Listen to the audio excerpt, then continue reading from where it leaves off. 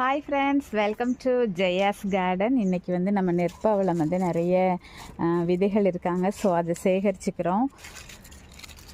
அது மட்டும் இல்லைங்க, நெற்பவளத்தை எப்படி பராமரிக்கிறது அப்படிங்கிறதையும் பார்க்கணும். இந்த மாதிரி ஒரு மாதிரி இலைகள் வந்து பழுக்குது இல்லையா, இந்த இலைகள் எல்லாம் நீங்கள் ப்ரூன் பண்ணிடணும். இங்கே வாங்க, நான் பண்ணிக்கிறத காமிக்கிறேன். இப்போ காலையில் இந்த வேலை தான் நான் பார்த்துருக்கேன், தண்ணி ஊற்றணுன்னு. ஸோ அந்த மாதிரி நம்ம பண்ணும்போது தான் அதில் நல்ல, இங்கே பாருங்கள் எவ்வளோ இலைகள் எடுத்துட்டேன். இங்கே ஒரு செடி இருந்தது.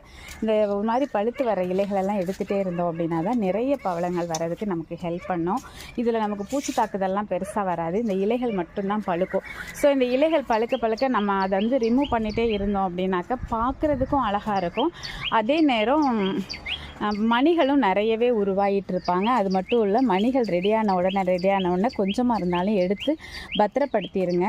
இல்லாட்டி அது உதிர்ந்து நிறைய செடிகள் வந்து அதை நம்ம தூக்கி போட மனசு இல்லாமல், அதனால் எத்தனை செடிகளை தான் வளர்க்குறதுங்க. எங்கே பார்த்தாலும் நெற்பவளம் பிடுங்கி டெய்லி போடுற மாதிரி இருக்குது. அவ்வளோ நெற்பவளங்கள் வந்துடுச்சு.